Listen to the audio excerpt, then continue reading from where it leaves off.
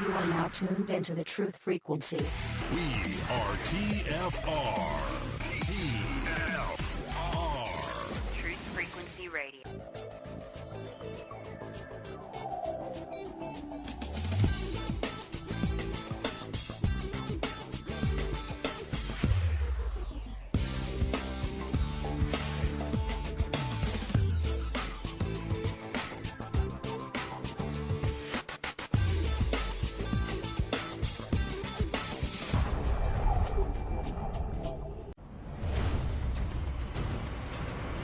You're listening to the Revolutionary Radio Project with your host, Rob Skiba.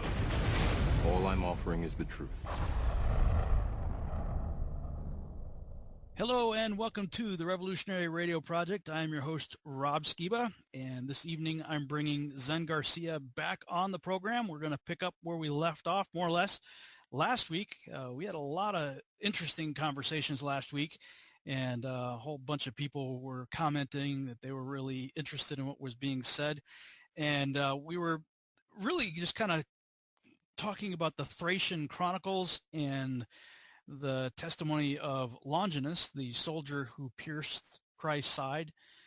In the Bible, he's not named, he's just called the centurion, but his name shows up in documents like the Gospel of Nicodemus and other documents. And I don't know if you knew this, Zen, but there's actually a ritual that takes place, and I forget the name of it, and I forget where it is. I'd have to look it up again. But back in the 90s, when I did a ton of research on this guy, as basically the immortal soldier, the legend has it, I want to say it's like in Malta or somewhere in that area, people still celebrate the martyrdom of Longinus, where they sort of do a reenactment. He was apparently, historically speaking, he was beheaded. And they do a whole reenactment sort of his life. Were you aware of that? No, I do know that he is celebrated and honored in different places by different people because of his sainthood, but no, I wasn't aware of that. Yeah, I'll see if maybe I can pull it up while you're talking. But there were several topics that we just sort of grazed the surface of last week, and there were several times you're like, I want to come back to that, and then we never had time to get back to it. So I'm basically going to more or less turn this over to you. The things that you felt like you wanted to share last week that you didn't have time to, and of course I'm sure that'll spin off into all kinds of other conversation. But we just sort of pick up where we left off, and anything you felt like you wanted to share didn't have time to last week, go ahead and jump on it now. Okay, sure. One of the things that I wanted to definitely bring up and mention in this show, because I know it was something that we had talked about and I never got to share the passage, and we were speaking about preexistence and about how the Most High and Yeshua even, he says that, some were predestinated before the foundations of the world, and how he knew us even before the foundations of the world. And in my opinion, in studying that and looking at election and how Jacob was favored and Esau hated even before they had been born as children, and then could elicit such favoritism or such hatred, that it has to be connected to something which, in my opinion, took place and had to do with our spiritual embodiments prior to entering into flesh form. Is the only way that it makes sense to me, because how else otherwise would it make any kind of sense that a righteous, just, loving, and caring, compassionate God would hate a child that had not yet been born? There has to be reason. There's always a reason why as to the things with regard to election. And so in studying about preexistence, I wrote my 6th and my 7th book, Sons of God and Skyfall, The Angels of Destiny, about this particular topic and exploring it. And in my opinion, like Ephesians 1, where it speaks about us being predestinated and the elect, and also where the word of the Lord goes to Jeremiah and tells him that I knew you before you ever entered into the womb of your mother, I had foreordained you to be a prophet unto the nations, that these kind of things, in my opinion, apply to all of us. And in studying about pre-existence from the extra biblical texts and also some of the commentaries of the ancient manuscripts which make commentary on pre-existence, it becomes clear, in my opinion, that that is what is being spoken about, that not that we are cycling through lifetime and embodiment and that we're being born over and over, because Hebrew 9:27 makes it clear that we are born into the flesh for one lifetime and then judgment, and the consequences of our behaviors and our actions and the choices that we make while in the flesh, um, there's retribution for all those things.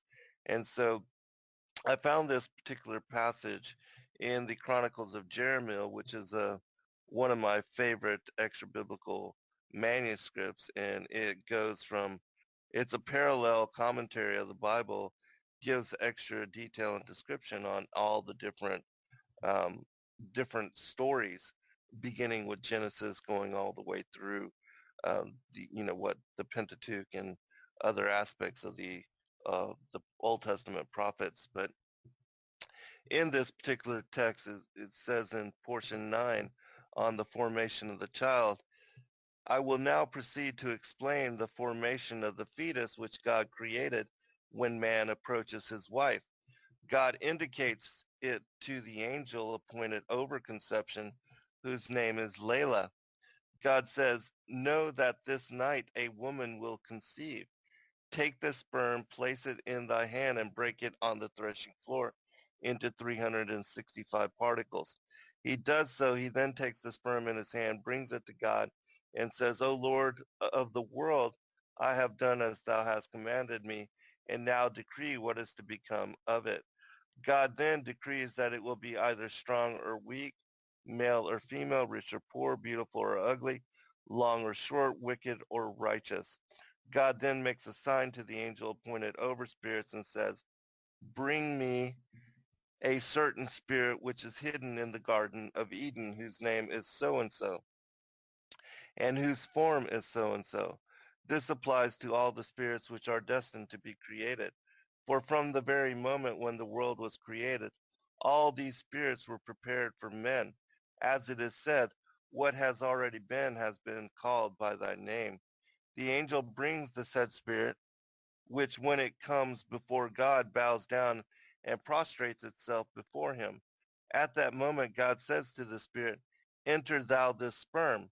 The spirit then opens its mouth and says, O Lord of the universe, I am satisfied with the world in which I have lived from the day on which thou didst create me. If it pleases thee, do not suffer me to enter this impure being, for I am holy and pure. God replies, the world which I caused thee to enter is better than the world in which thou hast lived.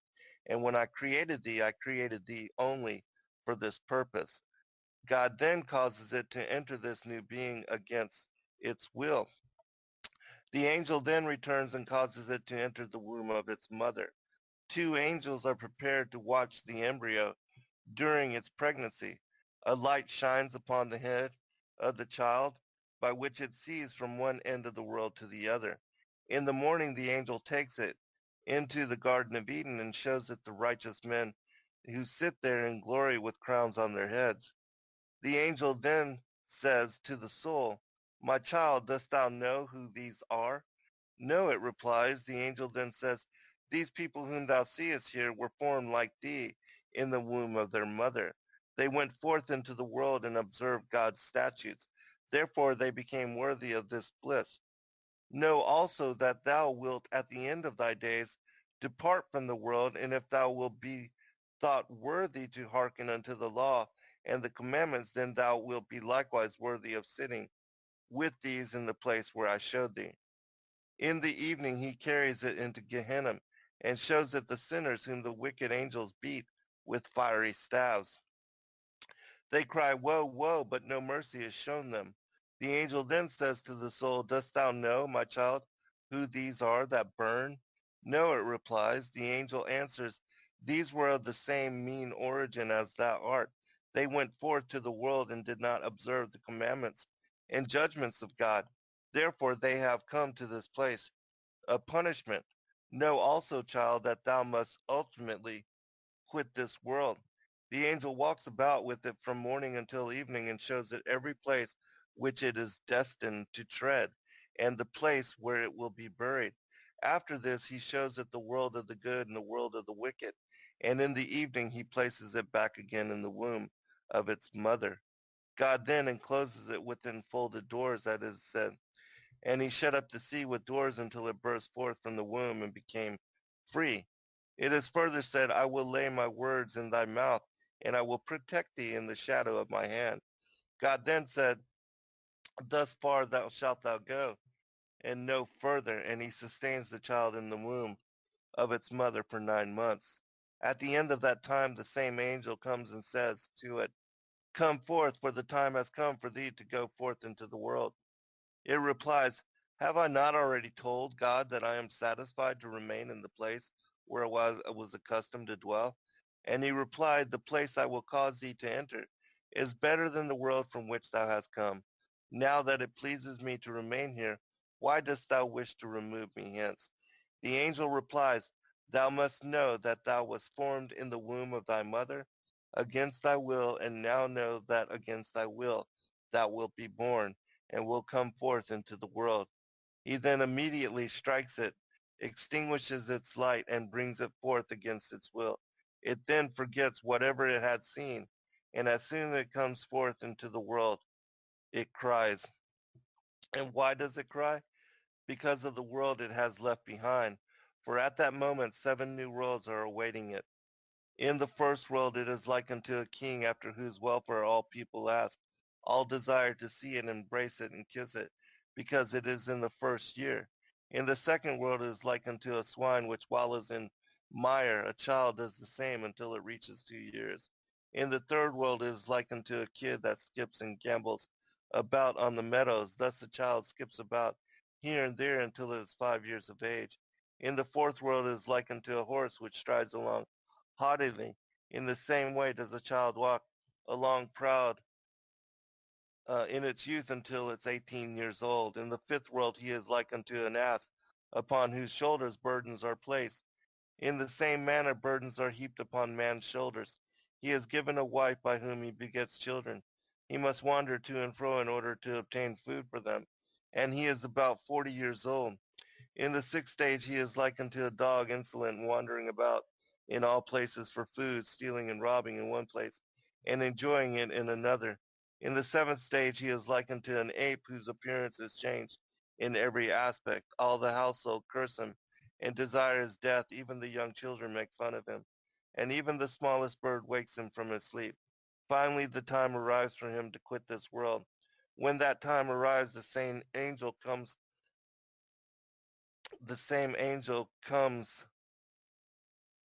um,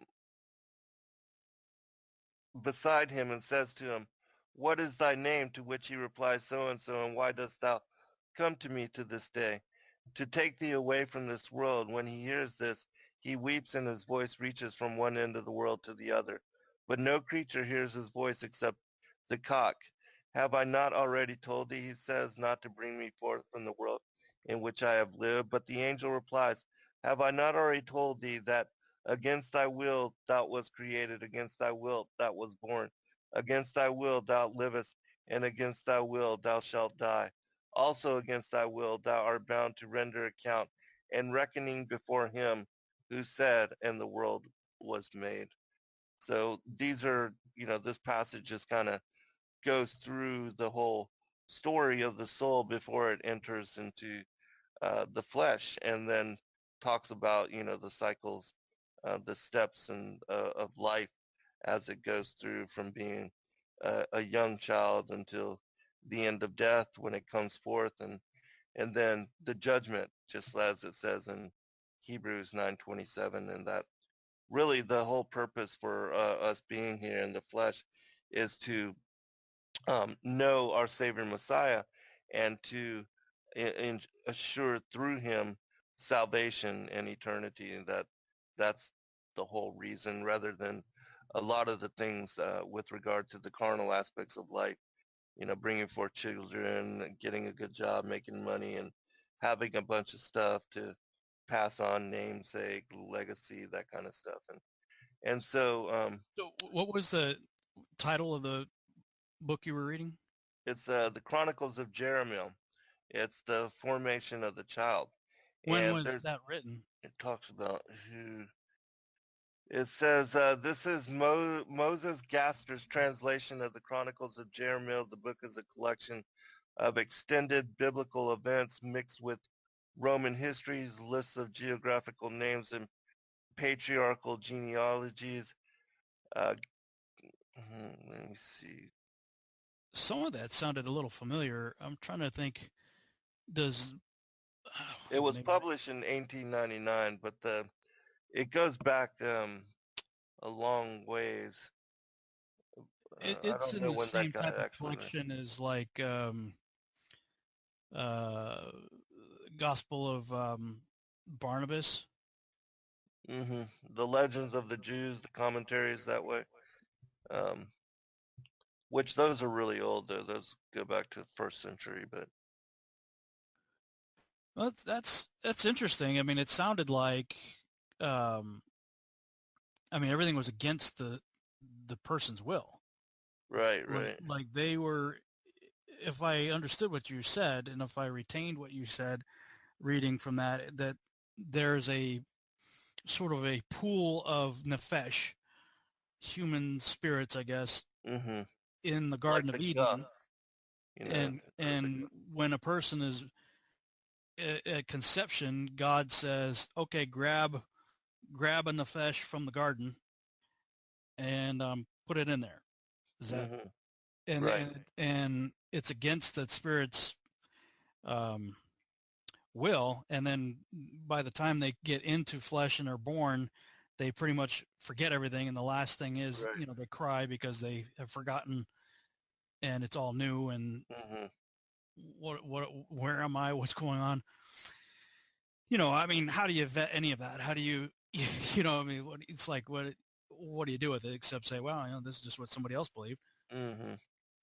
Well, and there are other stories too, like even though, as far as the spirit and some that may not have wanted to enter into flesh and that were, forced to come into the incarnation and being, but there are other stories that also talk about how that we have some say in, the choices and entering into flesh and taking on form, and that it's an agreement. And so there's different accounts and different ways of looking at it. But the whole point to me, and even with the, scriptures of, again, Christ knowing us before the foundations of the world, is that, in my opinion, we pre-existed before coming into our flesh bodies, and that our spirits are separate from what are our physical flesh incarnations, and that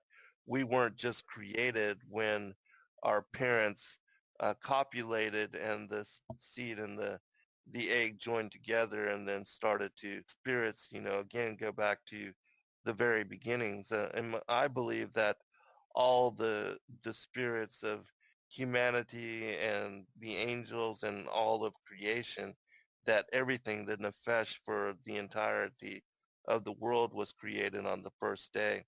That it speaks about this in Jubilees, that all the spirits of even the winds and all the different elements and the angels and all of that was created on the first day. And then that was what, became the animate, the consciousness, as far as consciousness now, especially in humanity. But so last time when we were talking about this, we were discussing the idea that there may have been some sort of when the rebellion in heaven took place, that spirits that were not angels, they were the nefesh that became human, may have chosen sides and based on the sides that they have chosen, or maybe either way, I guess, they are given an opportunity to find redemption through this life. And we're not talking about reincarnation. No, not at all. Right. It's all fascinating stuff. I don't know that, there's really a biblical precedent that we could cling to, or any way to vet any of this information, but it's interesting to think about.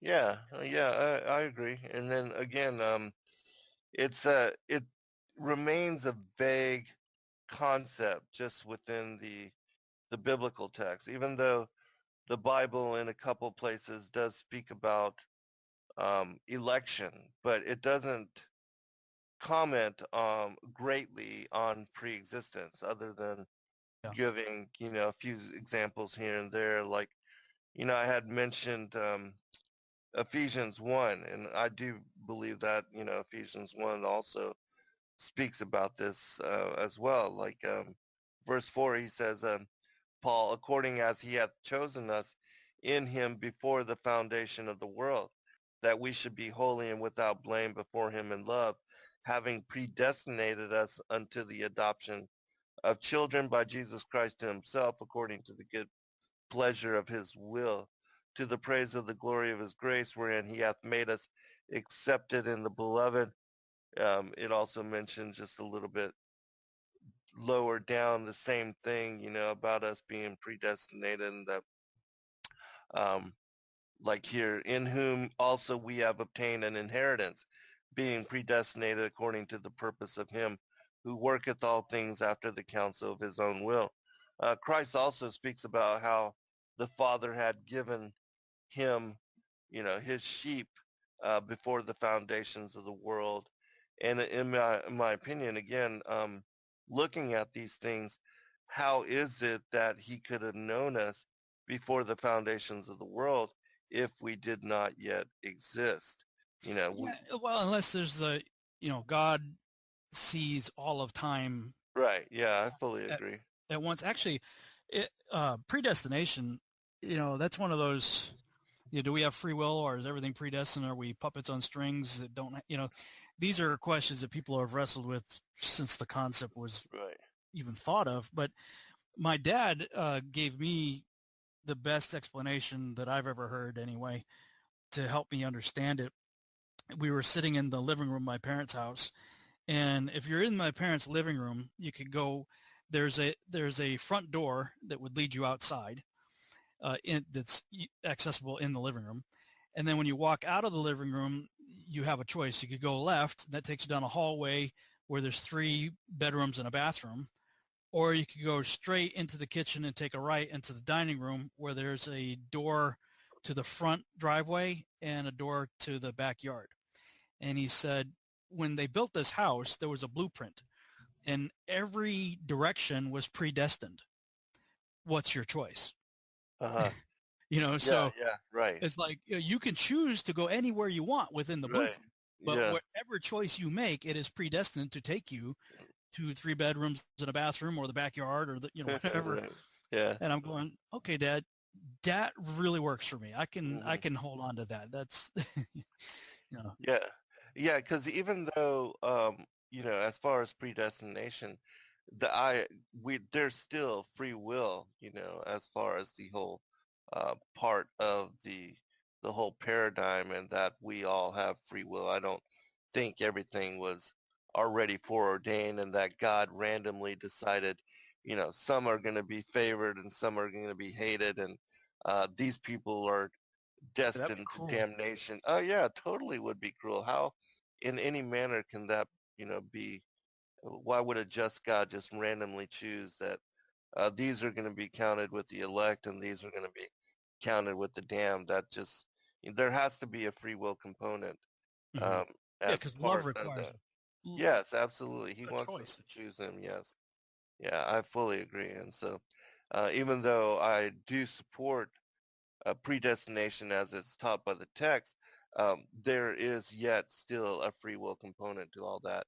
And with regard to, especially with our being, I believe at the end of days, that we are seeing now people that are from all the groups, those that are favored, those that are counted and numbered amongst the elect, and we see even the Illuminati families, those that are wicked and that are pushing the whole New World Order and that are advancing the agenda as far as the slaughter of innocents and the Hmm. poisoning of the food and water and those kind of things that the wicked are certainly being born. I mean, just even with, the children nowadays, just the Yeah, no sanctity of life. hold that Okay. thought. Yeah. We're going to break, and we'll come back and pick up where we left off. All right. Sounds good. And we're back on the Revolutionary Radio Project. I am your host, Rob Skiba, and my guest this evening is Zen Garcia. We're picking up where we left off in the previous broadcast here on TFR. And right before the break, we were discussing issues of predestination and all that. Pretty heavy stuff, actually, when you kind of really get down to it. And you were talking about, just as we're going to break, we kind of cut off because of the break, but did you want to finish your thought? Well, yeah, I was just saying as far as the free will component and how there has to be a free will component, even though, some people like Calvin, they speak about the predestination that we don't have a choice, that, our lives are already determined from birth until death, and that those that are going to be part of the elect, God has already chosen them, and that those that are going to be condemned, God has already chosen them. And in my mind, that just, it can't just be random. There's got to be a free will component. We have to have choice in the matter. And again, that's the reason why I think that our spiritual and the war in heaven and connections to it, that is what determined even Jacob and Esau being favored and hated. That there's some aspect to our previous spiritual embodiment, and the war in heaven, the temptation of 1/3 of the angels that fell and became legion, and then those that didn't, which is the majority. And in my opinion, that is from where most of humanity comes from, as far as being given a second chance, and that again, also my opinion, I believe that that is the original sin, and that it's not just, we can't blame all of our coming into flesh and being born into flesh and taking on mortal embodiment on Adam and Eve and their eating fruit, even though that was what caused, it was from one man that death entered into the world, and that it was that sin certainly that caused the fall of humanity, and then it would be all of the descendants of Adam, and in my opinion also the serpent, which that's something else that I was going to bring forth from the last chapter of the Thracian Chronicles, is something that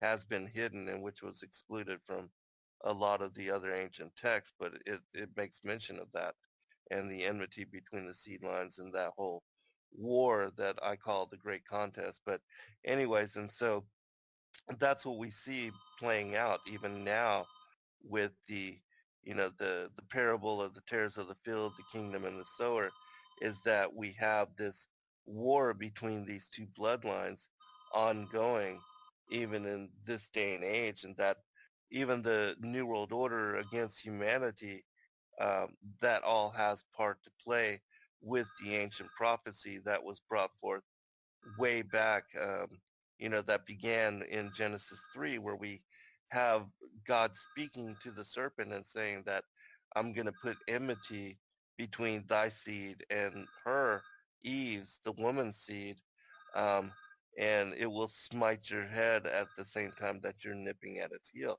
And that this war has been ongoing between these two bloodlines, playing out um, all throughout history and continues even in this day and age. Um, but if you'd like to comment on that, then I can share what I was talking about from the the last chapter of the book of Adam and Eve because it speaks about this specifically. Yeah, go ahead. Just jump right in. Okay. All right. In the last chapter, because when we were talking about as far as the Thracian Chronicles previously in the last show, which a lot of people really enjoyed and have been blessed by all of the teachings that we brought forth from that, especially showing and affirming that the Bible and the biblical narrative and our faith and the stories of the core tenets of our faith are not dependent on, nor were they plagiarized from the pagan Sumerian mythologies, but actually that, the Thracians being Christians, not only did they honor a Trinity and know that Yeshua would be born of a virgin of the line of Judah and of the King David's line, all of that, and that he would be the sacrificial lamb, all that being passed down through their oral and also their written traditions. But it that because right now everybody believes that even the stories of Noah's flood are based upon the Gilgamesh stories and the flood stories of Sumerian mythology, which um, all of that is pagan and written by and passed down from the different priests that were servants unto the Anunnaki and what the Nagamati call the archons and what we know to be the fallen angels and the fallen watchers. But in this particular text, the Thracian Chronicles, the ancient story, which I believe it to be the most ancient, it speaks about the marriage of Adam and Eve, which is always the last story of like the first book of Adam and Eve, the chapter, I think it's 78. It speaks about how the devil was tempting Adam and filling him with lust to marry Eve. And so God took that lust and made it holy. He, married them in matrimony and holy unification, and that was how the whole marriage institution came into being. But and so Satan was trying to get Adam to fall again, and in my opinion, it was trying to repeat the act which I believe had occurred in paradise, which led to Eve being impregnated with Cain, and that what we see in the Genesis 3 narrative with the punishments being delved out in Genesis 3:15 and 3:16 and onward, that those were actual prophecies, and that because of the temptation and the beguilement of Eve, that God saw that she was pregnant, she would give birth to Cain, and also because Adam repeated the act with her, eating of the fruit also, that the result of that was Eve would also give birth to his firstborn son, which was Abel. And then that's why we see, the punishments against the serpent. God tells him that I'm going to put enmity between thy seed and her seed, seeing and knowing that, Cain and Abel would be born as a result of this beguilement and being cast out of paradise, that it would be here upon the earth that these prophecies were fulfilled and that they would come to bear. And so here in this last chapter of the Thracian Chronicles, it repeats the story, kind of revisiting as Christ did in Matthew 13, where he tells the parable of the kingdom. He tells the story of the enemy that snuck into the garden and that sowed the tares. And he says that the wicked one is the father of the tares, and he is the devil. And that the war would end at the end of days when he returns to separate the harvest and sends forth the angels as reapers. But I'll read this portion and then it'll lead into what I'm talking about. It says, then Atum and Ua started to fasten and to pray till the end of the 40th day, and then they united as the angels told them, because God revealed the secrecy of the holy unification. And from the time when Atum left the Garden of Eden till the time of his marriage to Ua had passed 223 days, which is 7 months and 13 days. Adam obeyed the angels and took the gold and put it into Eve's bosom in her garment and promised to marry her with his hand. Then the angels commanded Adam and Eve to get up and pray 40 days and 40 nights. When that was done, then Adam was to have sexual intercourse with his wife. For then this would be an act pure and undefiled, so that he would have children who would multiply and replenish the face of the earth. Then both Adam and Eve received the words of the angels, and the angels departed from them. Then Adam and Eve began to fast. Adam and Eva had children, and their children had their own children, and so they multiplied on the earth. But Satan's war against Adam and his descendants continued, and Satan's attempt to make Adam listen to him did not cease, because his intention was to destroy Adam by making him disobey God. And some of Adam's descendants did not obey God and listened to Satan's voice instead of listening to God. They became murderers of humans, as it was Adam's son called Cain, who killed his own brother Nabal. And they sow lies, are murderers, and malice on the face of the earth. And because they listened to the snake's voice, they also became children of the snake. And soon they began to act like reckless animals. And God remorsed that he had created them, because everything they did was evil. But soon God created a new race from the righteous son of Adam, Sebet, which a lot of the Thracian kings, they named themselves after this. It's spelled S-E-V-T, but of course we know that to be the Seth. Seth, yes. He did it because he listened to God's voice and resisted Satan and his deceit. This new race God called God's sons and daughters. And the descendants of the children of the snake began to fight the descendants of the children of God, so they might destroy them from the face of the earth forever, a war which continues even today. But God didn't forget his children. He will come to fulfill his promises and to save them forever when he again opens the gate to God's paradise, namely the place where God himself dwells. There resides eternal justice and eternal life. But to the children of the snake, he opened the gate to a place of eternal torment, namely to the place where the ancient snake, Satan, and his descendants, whom also lie and murder, also dwell. There is eternal lament and gnashing of teeth there, and to this day there remain two races of human beings which have nothing in common, despite looking physically the same, because they resemble the forefather Adam and foremother Ua. Their spiritual essence is completely dissimilar and incompatible. For in one race resides God's spirit, and in the other race resides the spirit of Satan.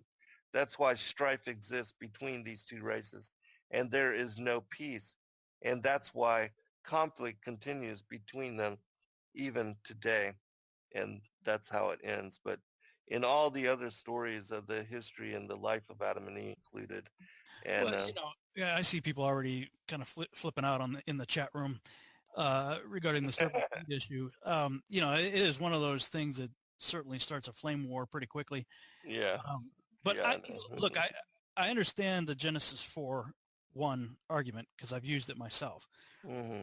But you have to go back to Genesis 3, and Right. I mean, it clearly says that there will be a war, enmity, between the offspring of the woman and the offspring of the serpent.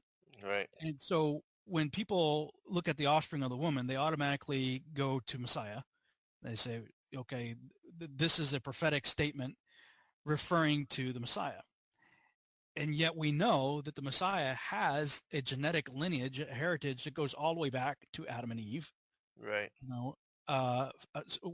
Through people, successive generations, all the way till you get to Mary, and then he's born.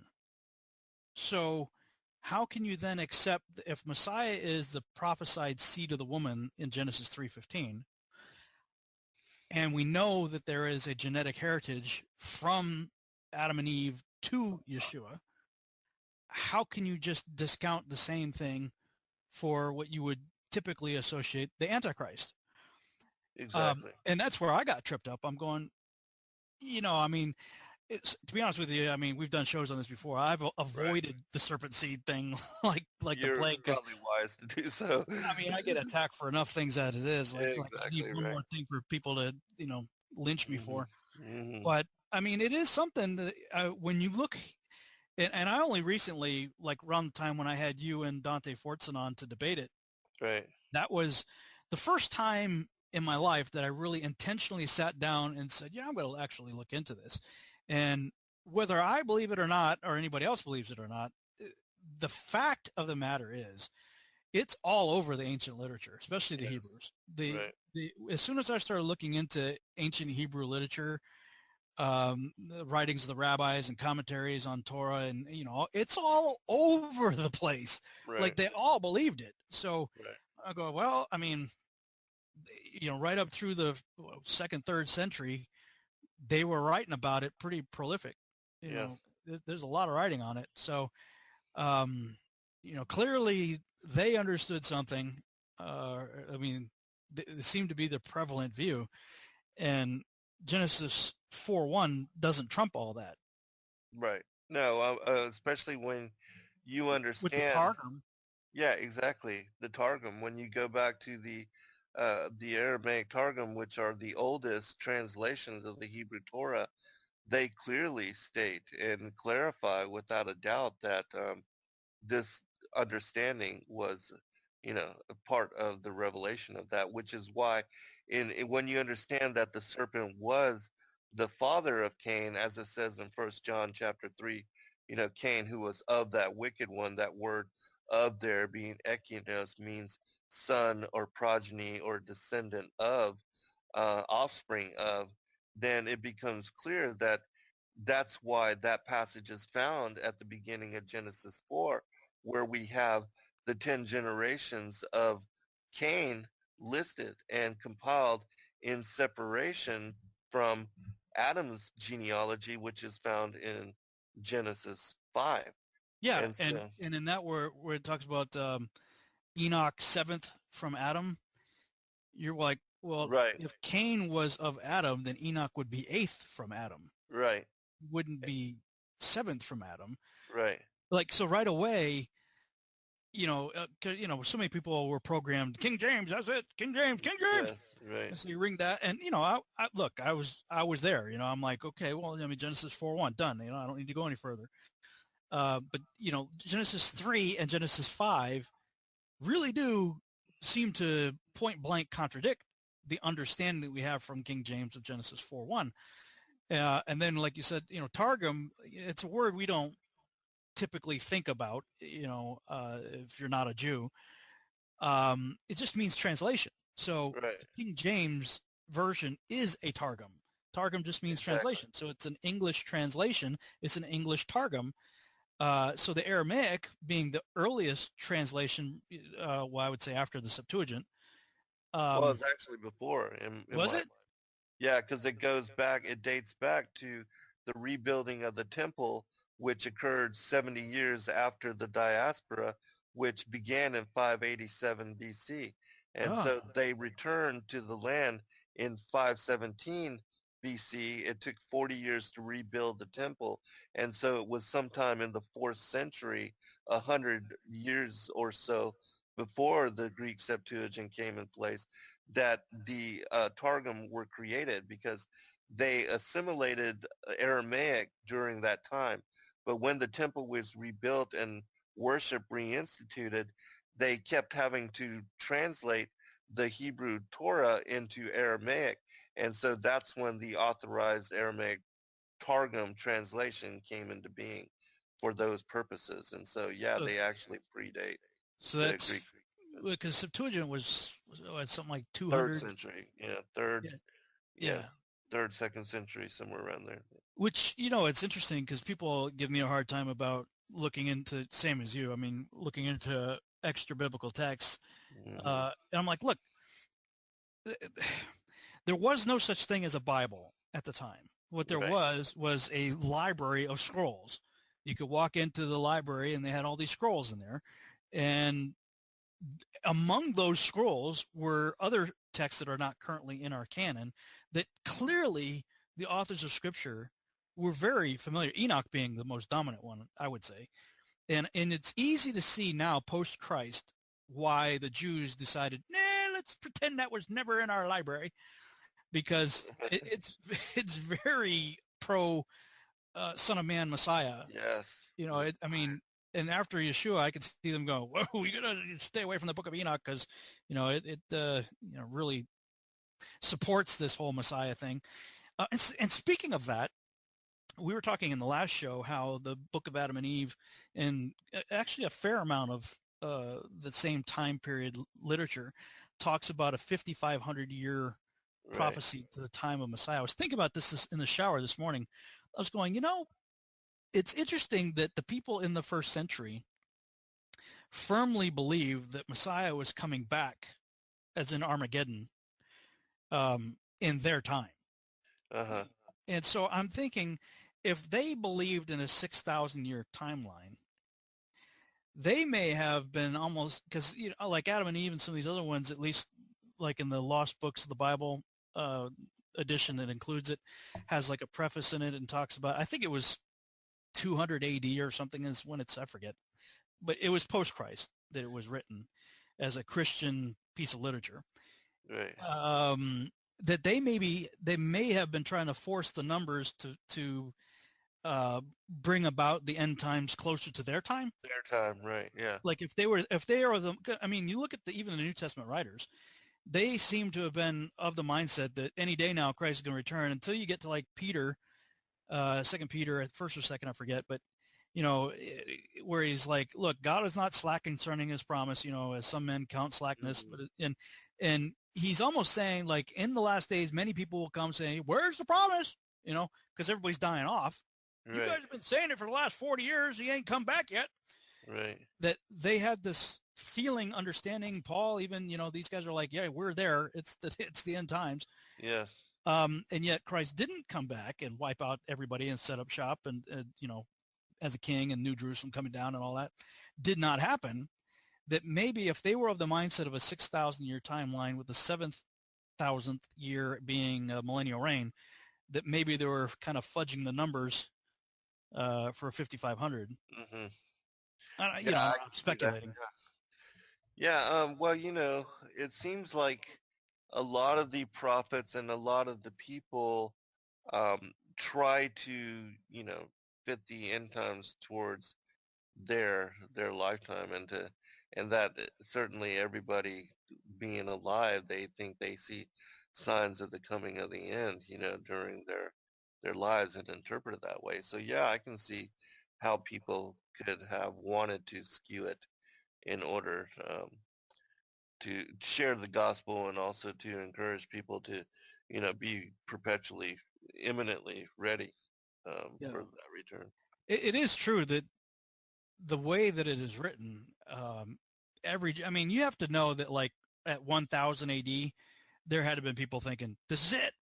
Right. Just like there was at 2000 AD. And, of course, everybody's got their timeline charts and everything based on 1948 now. And, this year, right, May 14th, this was the 70th anniversary. 70th anniversary, right. Of course, he didn't come back. And so they're going to reset for Psalm 90, verse 10. Must be 80th by strength. 80, so right, yeah. Everybody will be, watching 2028. And, oh, by the way, Nibiru is supposed to come in 2022. So, that's about right, the timing for the 7-year tribulation. Mm-hmm. The whole thing. I used to be on the Planet X Nibiru bandwagon. Right, yeah. And there's a lot of compelling, interesting stuff. But actually, now that I've got onto biblical cosmology, I see the absurdity of all that. And when you realize that the vast majority of that whole mindset goes back to Zecharia Sitchin. Absolutely. And when you realize how full of crap he was, you eventually go, I think I would throw that out. And now you got like Neil deGrasse Tyson, who he regularly says that he can't accept that there is a God, because if you just look at space, there's too many things in quote unquote creation, according to his cosmology, that's trying to kill us, that how could I believe in a God like that that's going to put us in a place that, death is waiting around every corner? Hmm. And now I look at them like there ain't nothing out there big enough to hurt us. Right. Exactly. You know? Exactly. I mean, Right. if all the stars are falling to earth, according to Isaiah, Yeshua, Peter, and John, then clearly they're not that big. Right. Right. You know? Yeah, certainly. Yeah, and I agree with you as far as, examining and looking into all of that and coming to understand as far as the Book of Enoch that the luminaries are angelic hosts, and also the luminaries that they are not in any way earth-like. There's no more really concern for all of that with regard to, what I used to think as far as the Kachina prophecies and Yeah. the return of the destroyer and all these things. And even though I do think that wormwood is some kind of a something, I just don't believe in it in the way that I did previously. Um, and how that all would play out would really, I don't know. But as far as other Earth-like objects, and especially objects bigger than the Earth, no. And, things like huge suns bigger than our sun, which is relatively small when you come to know the truth of it and how Yeah. they've skewed all of that. 108 Earths side by side could fit across the diameter of the sun. I mean, all that's just completely ludicrous. Goes out the window. We're going to break. We'll come back and talk some more when we come back. Sounds good. And we're back on the Revolutionary Radio Project. I am your host, Rob Skiba. For the second hour of the broadcast, I'm talking with my guest, Zen Garcia. And right before the break, we were talking about how, once you get in a hold of biblical cosmology, things like the threat of Nibiru coming and wiping everything out, just frankly goes out the window. Have you heard of the Urantia Book? I have, and I have it, and I began to read it, but I really didn't. I didn't get into it and didn't read it in full, simply because, to me, there were too many keys, important keys that were missing from it with regard to truth, and so I didn't go into it a great deal. How about yourself? Yeah, I was back in the 90s. I got a job working as an audio technician at a fair. There's the Eastern States Exposition is a huge fair. Well, the New England states represented there. And I worked, there was a gazebo stage in this Storeton village, which was like an old colonial style village. And it had a really nice gazebo in this large field. And that was the stage where they had like kid shows, juggling acts, comedy shows and things like that. And so I was running audio for that. And this one particular year, I think it was maybe 1996, this comedy juggling unicycle act came through. And between shows, I'd hang out with the entertainers and talk with them and stuff. And anyway, me and this guy got to talking about God and spiritual things. And he says, "Have you ever heard of the Urantia Book?" I said, "No." Next day, he shows up with it and gives me a copy of it. And this is it's like a 2,000 page book. I mean, it's Right. a big Yeah. book, and it's blue. And it was published in the early 1950s. Nobody knows, so the story goes, where it came from or who published it. The book itself claims authorship from angels. So right off the bat, I Right. got red flags going on, Mhm. And I started reading this thing, and I came to believe pretty quickly, this is the most dangerous book I have ever seen, because it claims authorship by angels. It comes across as if it's validating the scriptures, but at the same time elaborates on them. And like it claims to fill in the gaps that the Bible doesn't tell you. And it goes off into, you're basically like Green Lantern world, like there's all these universes and all these, Oh, yeah. leaders in Right. different Right. places. Or Vanton and Nevada, not Nevada, I forget what it was. But anyway, long story short, that there's multiple realms and universes and angels and principalities ruling over them, and humanity is God's great experiment in this particular area. Well, I got an email a couple days ago by this guy who he copied the email. Wasn't addressed to me. It was sent to a pastor and at some San Jose Bible church, and he copied me on it. And he says, this letter says, addressing this pastor, says, in your video, End Times and Demons 7, Rothschild's Mandela Effect, Flat Earth, 501c3, Post-Trib, and Conspiracies, you speak about the Flat Earth like it is a sin, a very stupid belief, and which even justifies you to condescend and insult people, against flat earthers in your video. First of all, I want to tell you that it is only since the month of May 2017 that I am a reader of the Bible, because I realized less than 2 months before that the Bible is a flat earth book with many verses which describe the earth not as a spinning ball, but as being flat and fixed, unmovable, with a dome which retains the water above. I was a reader of the Urantia Book since 1980, and I even had quite an important website for the first French translation of the Urantia Book online up to the end of March 2017, the moment I understood that the Earth is not a planet among 7 billion other inhabited planets, as the Urantia Book affirms.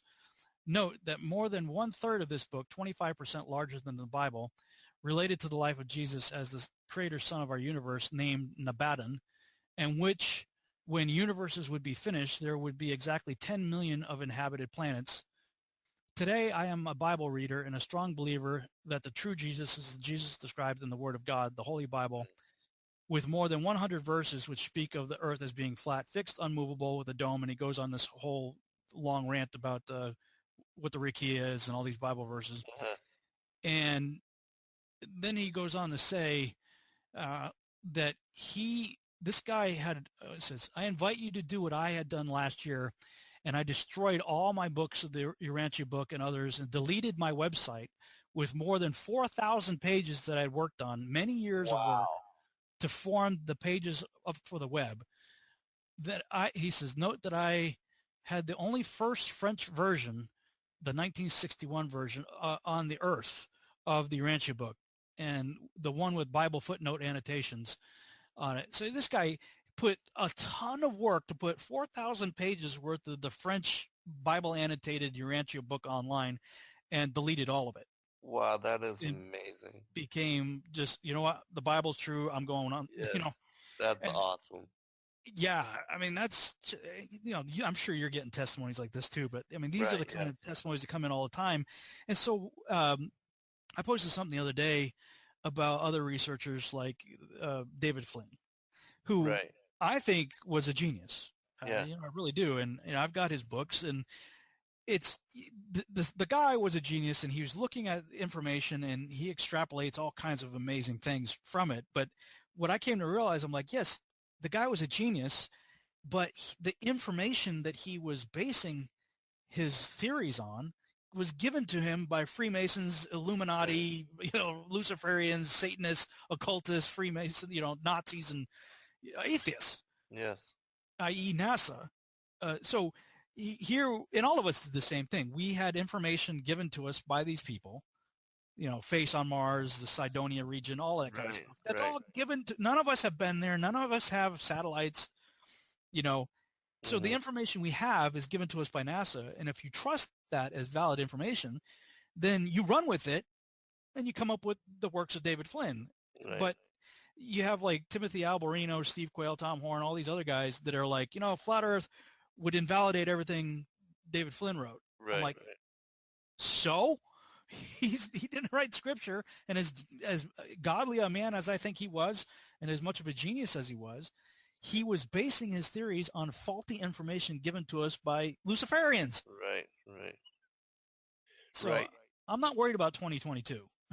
Yeah, neither am I. I had just recently, we had a meeting here where some of my listeners get together with me, and I answer questions while we have lunch with them, and we go to one of my friend, Pastor Kevin. He's got an outdoor church. It's really, really cool out in the woods, and we gather together there for church, and then we go for lunch. But a question came up this past Sunday, and they were asking me about David Flynn's work, and also, the stance of Steve Quayle and Timothy Alberino and all them, because I used to do shows with Timothy until I guess he found out I was flat earther, and Yeah. then Now you're a basically wouldn't. heretic.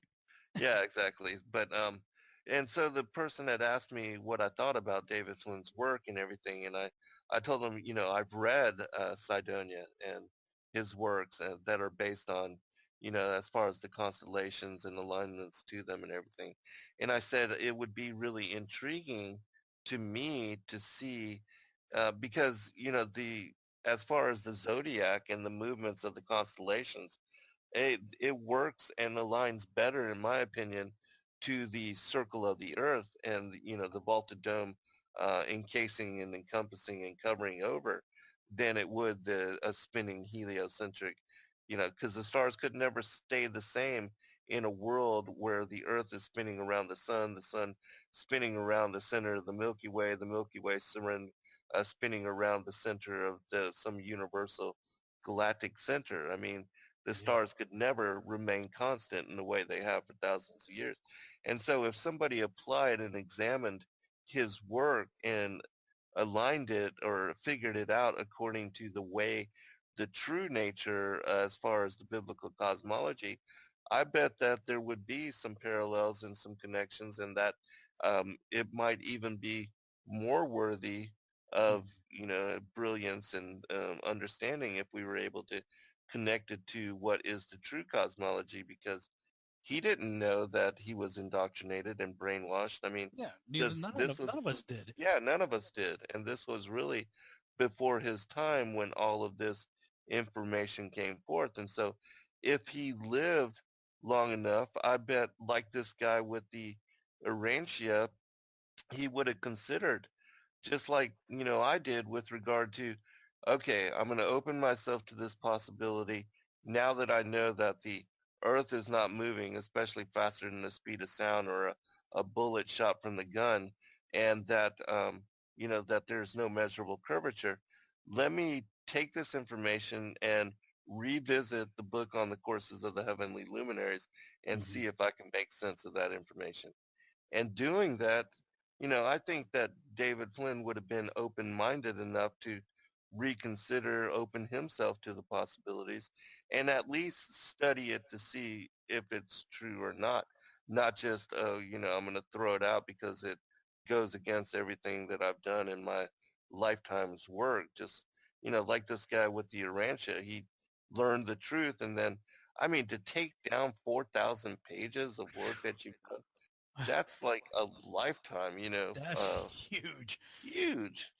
And I'm sure that, for that a lot of people really appreciated and supported him, and probably, even monetarily uh, gave and donated to him for those efforts. And so that was kind of maybe even like a livelihood. And for somebody to just delete all that, it really shows the power of truth. And that's the way truth, when you learn truth, it's paradigm shifting, especially this, and you have to accept it and move on and incorporate it into your life. I know personally that before 2015, when I came to the truth of this, I certainly incorporated heliocentrism Hmm. and Copernican, the model of the universe, into my works, and wrote about even the Anunnaki and how, they're from Nibiru and all that, and how the destroyer, even with um, the prophecies of the Kachina, Oh um, yeah, especially back in yeah, the Hopi 2012. prophecies. D- Yeah, when yeah, when December 21st, 2012 was, we were all jumping on all of that stuff. right, right. And so I have had to reconsider a lot of my work, and have had to, republish certain things, and admit that I was wrong on certain things. But, I'm not gonna just not incorporate truth and not open myself to examining something without preconceived notions, especially now that I know that, because anybody that examines it with open mind, it's easy to determine, and anybody can do this, that there's no curvature, and that you can see things outside of what should be possible according to the whole formula for determining and measuring that curvature. And so no matter what you think about the shape of the earth, certainly the Earth is not spinning around the sun, and it's not, as far as it's not moving, and there's no measurable curvature. So you really have to consider and take those two things into account, and then reassess everything from there. And Oh yeah. so, I yeah. mean everything. I just I don't know if you knew I had these Torah study workbooks that I published a while back. I have a book for each of the 5 books of Mhm. Moses, Yeah. and what it is it's the traditional weekly readings where at some point in the past people divided the Torah up into weekly readings where you go through the whole thing in a year. And then when the prophets were written, they started incorporating portions from the prophets to go with the Torah portion. And then when the New Testament was written, they started pairing up New Testament portions to go with the prophet portions to go with the Torah. So I just compiled all of those into workbooks with plenty of space for you to take notes. Well, I got this idea just recently of, okay, those are great workbooks, but I think I'm going to, because I wrote an introduction at the beginning of each book. And I thought, you know what, I'm going to just take each of those introductions and make that a book. And instead of having 5 workbooks you carry around, put it all into one book. And I won't put the scriptures. I'll just put the scripture addresses so people can use their own translation, because I use the King James Uh-huh. in the other workbooks. And when I started doing that, I realized, I didn't really write much of an intro to Genesis. The intro that I put in the Genesis workbook was more like, hey, this is why, the Torah is cool and why I'm studying it. It wasn't really a commentary so much on Genesis as it was just an overview. So I thought, well, I think I should write one. Yeah. And as I did, I mean, you start with Genesis 1, man. I mean, Right. you're like, oh boy, how do I write a commentary on Genesis without dealing with this? I'm like, okay, I'm just going to dive in. So I did. And, I'm at like 65 pages of an intro right now for this. And, I'm only in like the first chapter.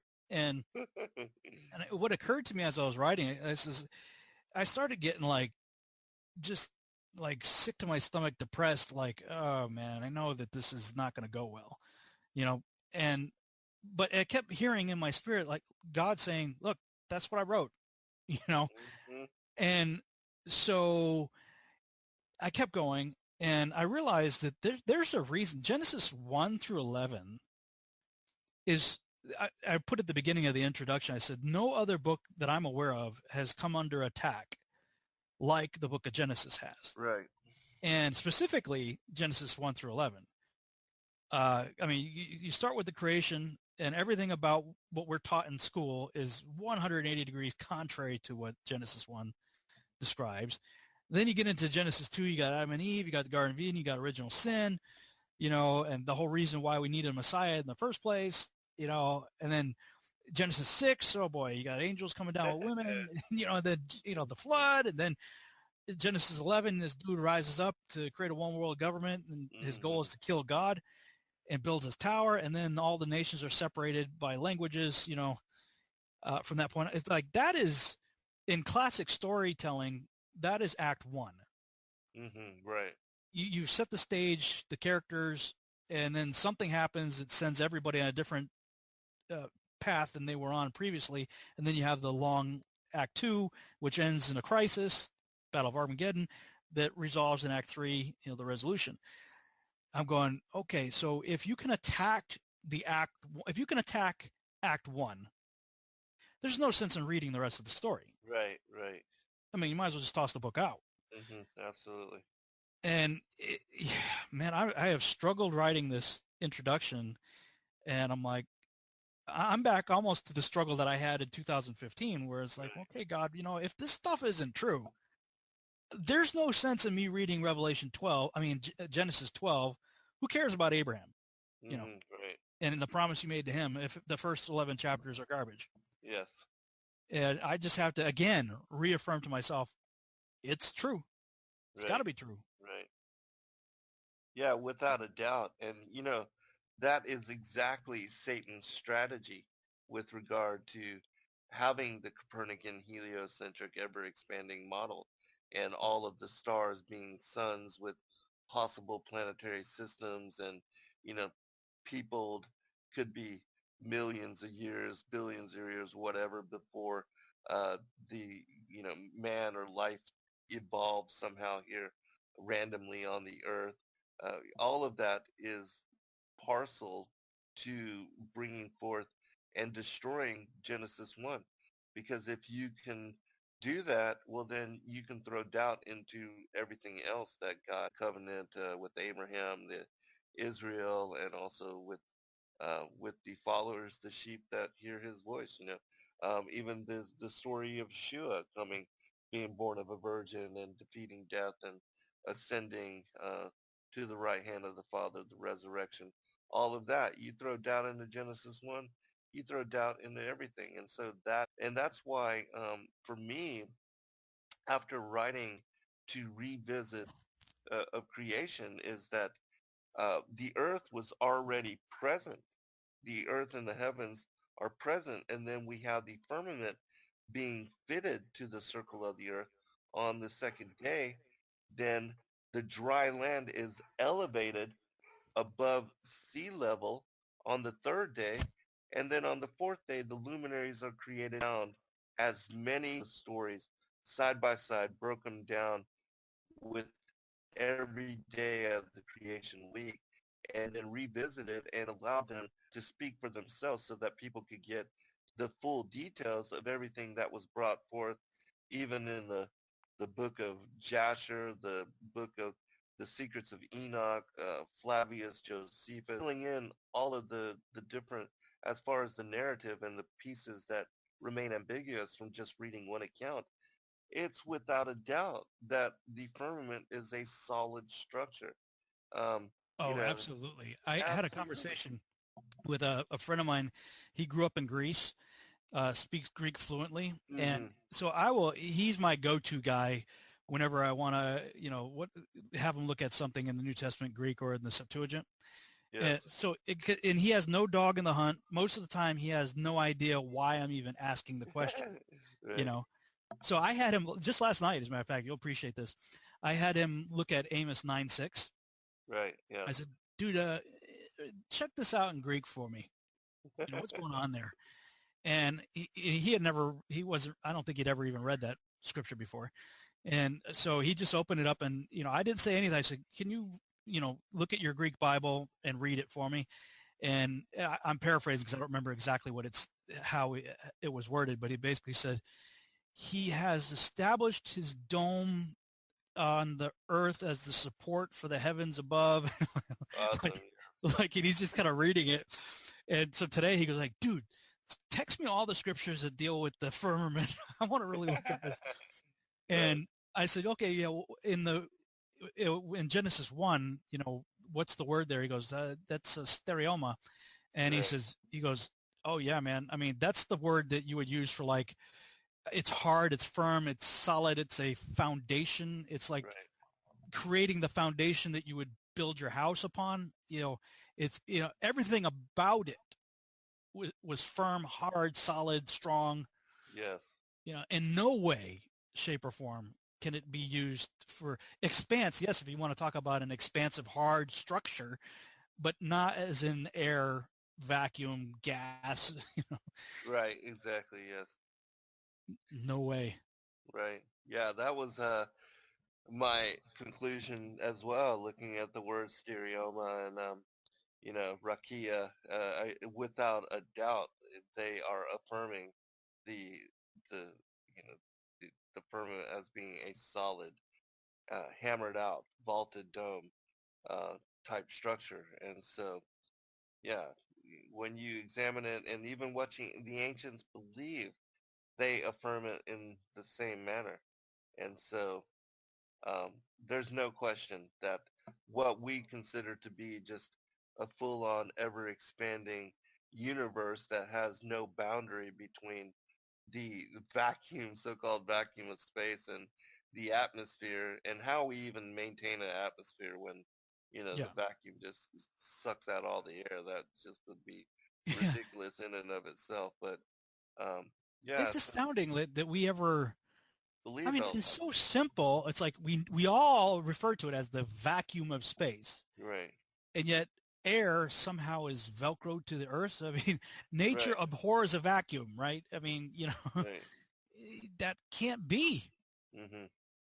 Yeah, fully. And then the whole things with, the people down in the southern hemisphere being upside down, and that somehow gravity is gluing the oceans of the world to the surface of the earth in a spherical form, when all logic and even the properties of water themselves dictate that water can only be pooled and gathered and collected when it's contained within a basin.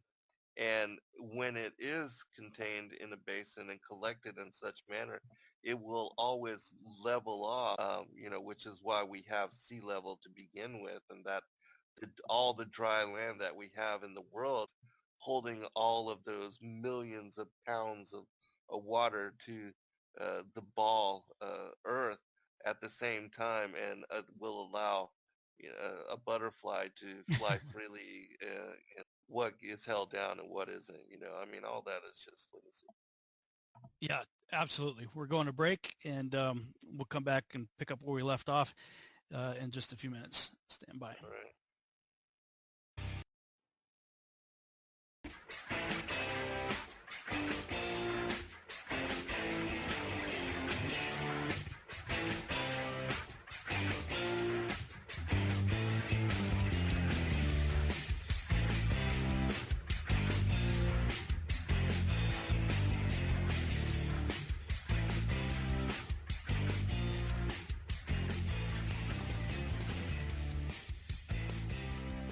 And we're back on the Revolutionary Radio Project. I'm your host, Rob Skiba, for the final half-hour segment of the broadcast. I'm talking with my guest, Zen Garcia.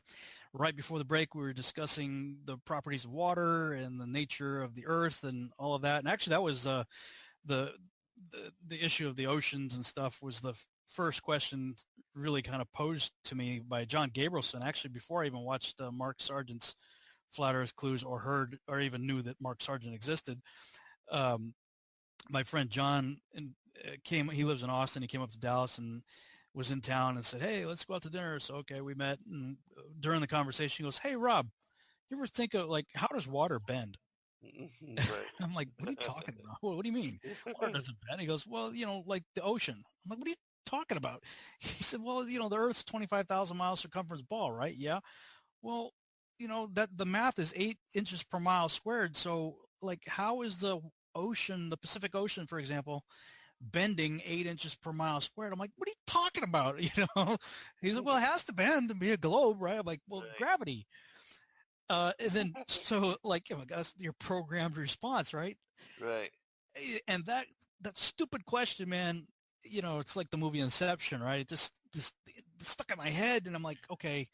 And I'm thinking about it at home. Well, wait a minute. Water is like, what is it? Something like 8 pounds per, what is the 5 pounds per gallon or something, like 8 pounds. I think it's 8 pounds per gallon or something like that.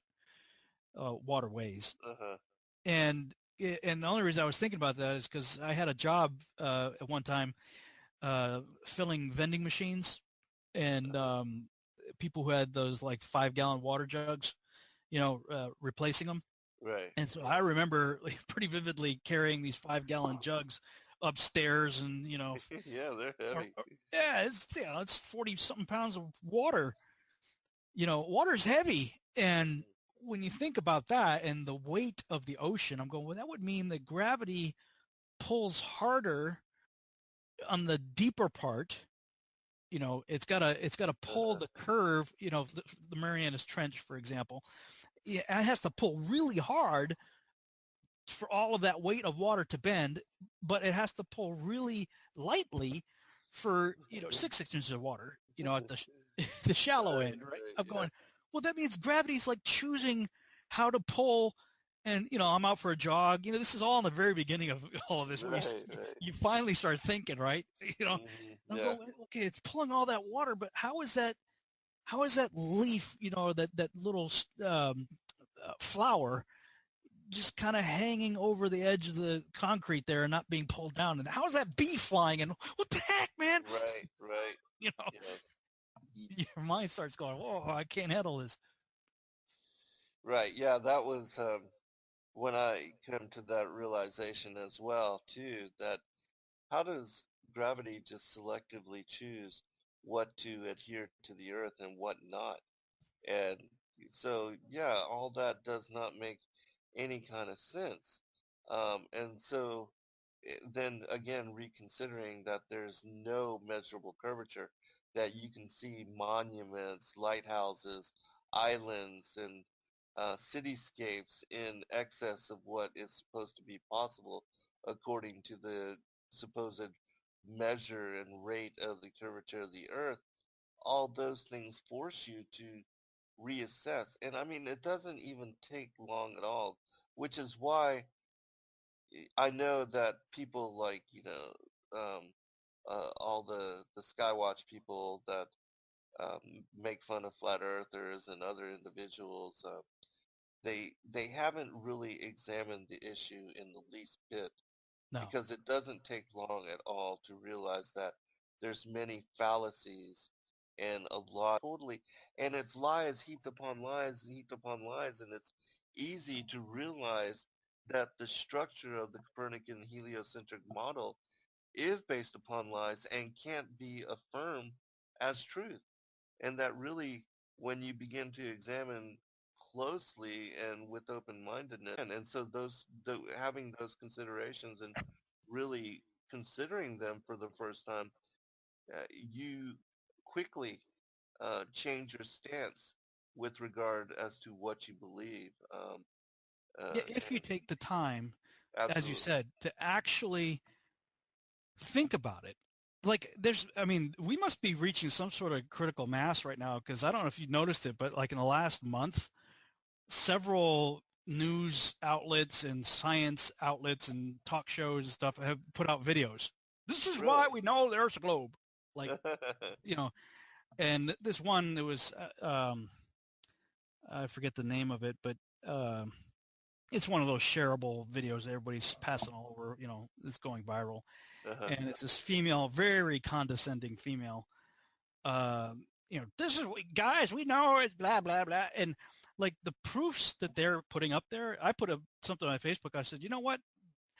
Globe earthers are the reason I'm a flat earther, because the arguments are so bad.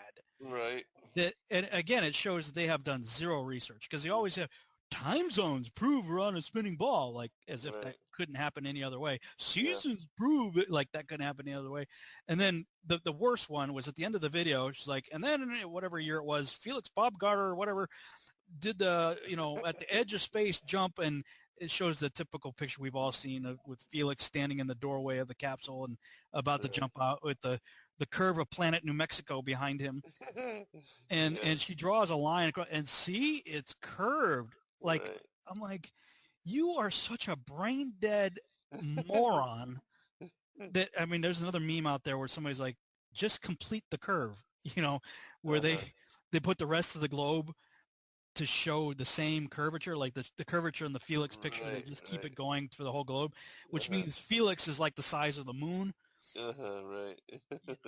They don't think, and that's what, early, like I'm talking like the first week of my investigation, is guys started looking at videos like the 10 reasons why we know the Earth's a globe, and immediately could obliterate 8 of the 10 as not a valid argument.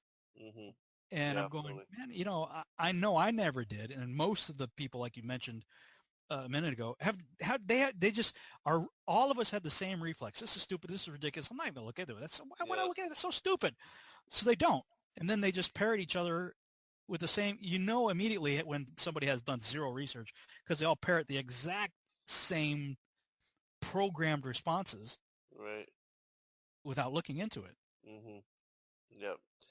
Yep. And then I have friends that are PhD scientists in whatever particular specialty, and they believe or they've had somebody that God has taken them outside of their body and they've gone into space and they've seen it and they know without a doubt it's a ball, and all of these things as well, or everything's based on spherical trigonometry when it's completely not. But again, they think they know different and better, and because of their professional opinions, they refuse to examine it with open mind. And because of that, they will never come to the truth because they've already formulated opinion. And we did too. I mean, all of us, it was difficult Hmm. for us to initially come to examine it with open mind. But at least when I look into an issue, I suspend my belief and I examine it from both sides until I can form my own, come to an Informed informed opinion. opinion. Yeah. Yeah, And so then you just decide. nailed it. The examining both sides. Right. That, and I'm just as guilty, but I try not to be guilty of this, though. I really do. Um, and that's one of the reasons why I love having you on, because there's a lot of stuff that you challenge me on that, like with Serpent Seed. I was so hardcore against it, but Yeah. I had never really looked into it. Right. And after I looked, and frankly, I don't know where I am on it at the moment, but I can tell Uh-huh. you this. I do know for a fact that, like we talked about in an earlier segment, the ancients believed it. The Hebrew Right. commentators believed it. The Right. Jewish rabbis believed it. I mean, Without a doubt. you can't argue with that. When you actually take the time to look into the other side, you realize, there's a significant, same thing with pre-trib, post-trib, rapture, all of Mhm. that kind of stuff. I'm at the point now where, the more I learn, the more I realize I don't have a clue. Yeah, And that's true. I'm like, okay, let's just kind of scrap everything and start over Right. Right. Right. across the board. Yes. The somebody asked the question earlier, and I wrote it down. I didn't want to forget before we run out of time here. I think the Gospel of Nicodemus is also known by a different title, isn't it?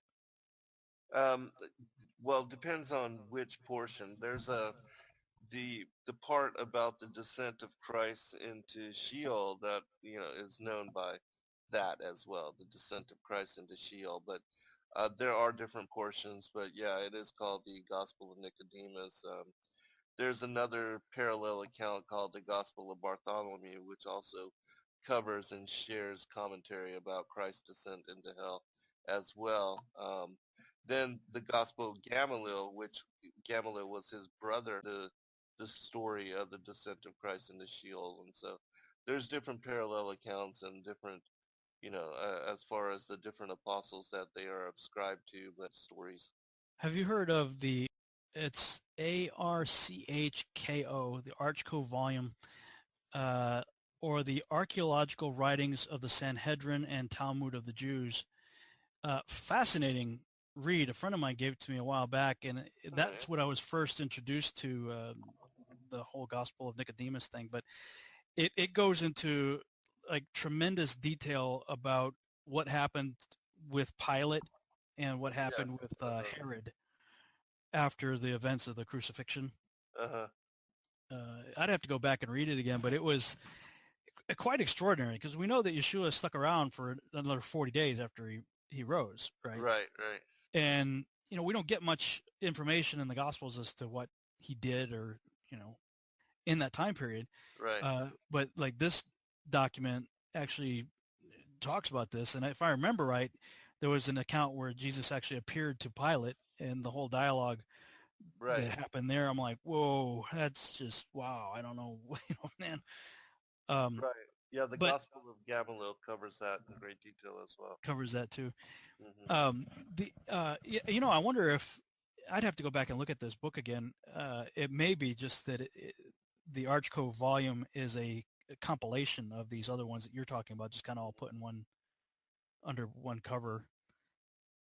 But from what I understand, Mel Gibson's planning to do a sequel to The Passion of the Christ, and is going to deal Really? with this. Yeah, there's quite a bit of stuff. You could go online and check it out on YouTube and stuff. He and Jim Caviezel is reprising his role, but they're going to show the descent of Christ. Wow. Wow. That's going to be very interesting because nobody Nobody's ever covers done that that. story. Yeah, nobody talks about that. I mean, most people don't even know the fullness of that story because it's excluded from most texts, but that is fascinating. And yeah, as far as the Gospel of Gamaliel, the full title is the Lament of the Virgin and also the Martyrdom of Pilate. And so it goes to the the whole story of how his wife had the dream and warned him to not. Did become a believer. Him and his wife became a believer, and they were persecuted by the Jews. It also talks about how he went to his grave because there was a prophecy. Everybody knew that Yeshua was going to. So he and some of the Roman centurions, which I believe could have been Longinus, but Yeah. went there to the grave on the third day, and the Jews went there too. And when he was resurrected, he got the full story from the soldiers that were there, but the Jews had the Sanhedrin or the Pharisees, they were trying to hide.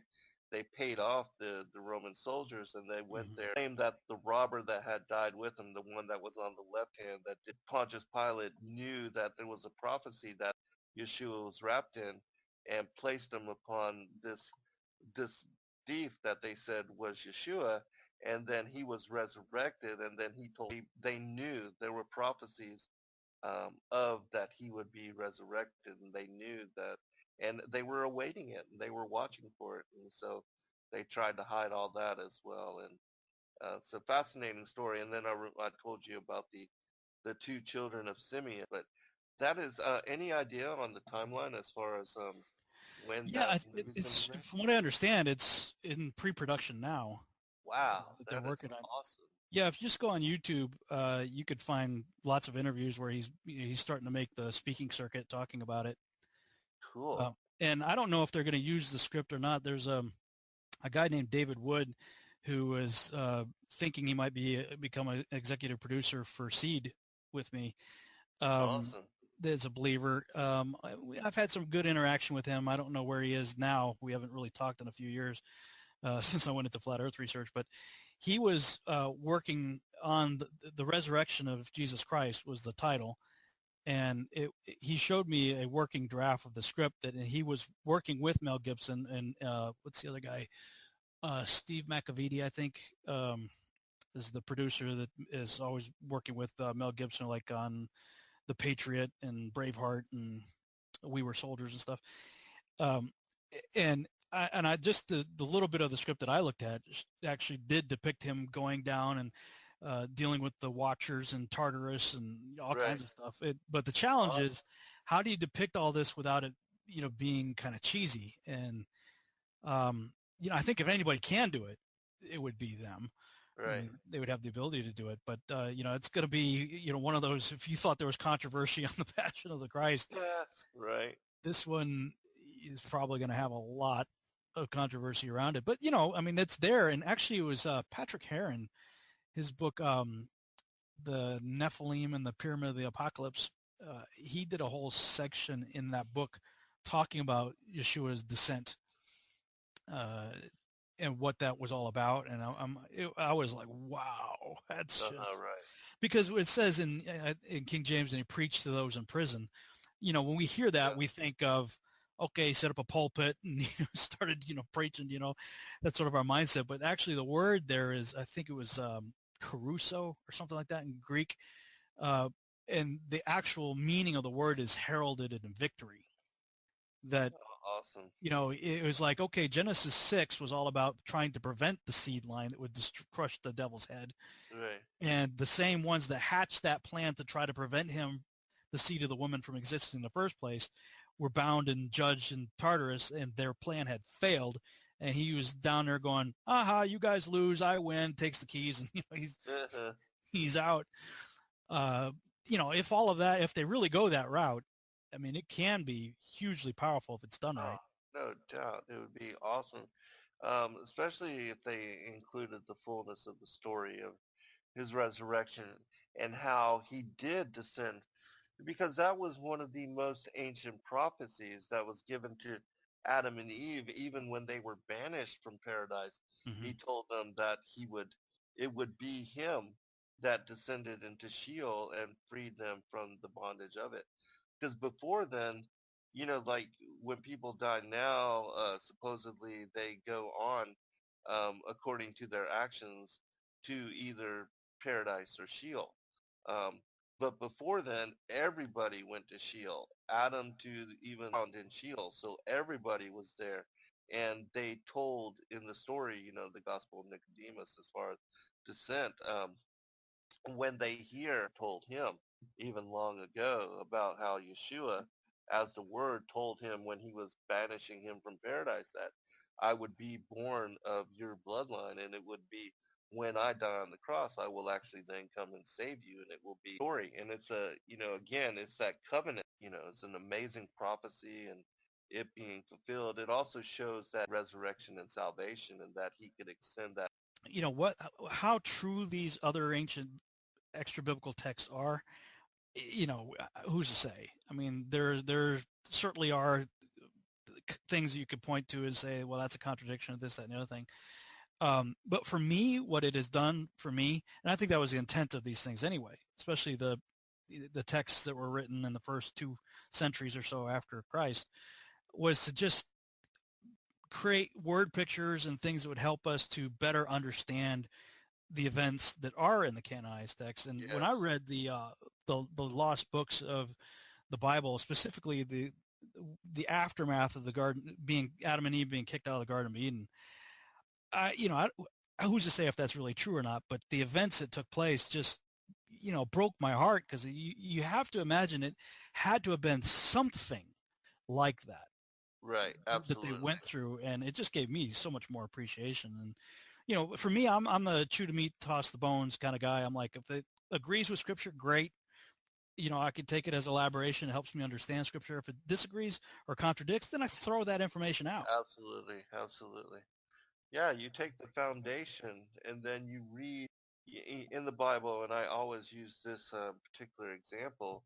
We have one story about the life of Christ, the teaching all of the priests therein, the rabbis therein, and they were all just blown away by his knowledge. Infancy or childhood or the lost years before he began his ministry, we know nothing about that.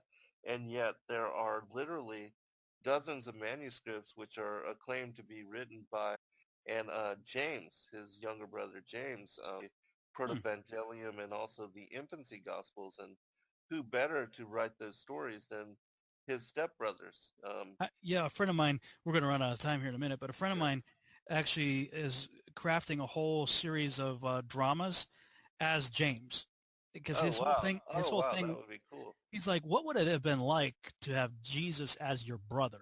Right. Yeah. And, totally. He's certainly taking creative liberties and stuff, but from what I've seen, it's a really powerful set of presentations of, what could it have been like for somebody like James, who, frankly, I don't see any indication that they believed until after, when you see what happens to your brother, he gets crucified and everything he went through, and then he comes back. Okay, you're a believer, after that. Yeah. And then you got to be thinking, wow, okay, that explains this when we were 8 years old or that, or whatever. But yeah, man, we're out of time once again. As always, a lot of fun. Thanks for coming on again, Zen.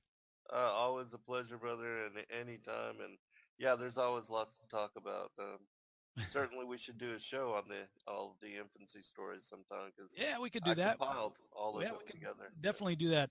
All right, that's all the time we have for tonight. Thank you guys so much for listening to the Revolutionary Radio Project. We'll see you back next week, 11 p.m. Central Standard Time. Good night, everybody. God bless all.